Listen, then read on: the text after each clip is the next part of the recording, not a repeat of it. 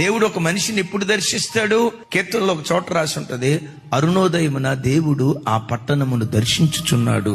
దైవజనమా, ఎంత అలసిపోయినా రాత్రి 11ంటికి పండుకో, 12ంటికి పండుకో, ఒక దైవికమైన క్రమాన్ని అలవాటు చేసుకో.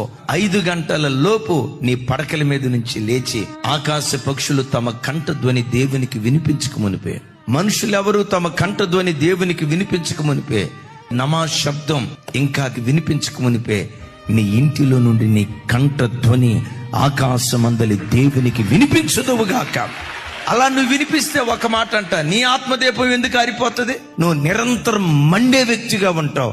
నీవు మండటం కాదు, నీ ఇంటి వారిని అందరినీ మండించే ఒక జ్యోతిగా దేవుని కొరకు నువ్వు నిలవబడతావు. జ్ఞానులతో సహవాసం చేసేవాడు జ్ఞాని, దేవునితో సహవాసం చేసేవాడు దేవుని వంటివాడిగా మార్చబడతాడు. దేవుని వంటివాడిగా మార్చబడతాడు.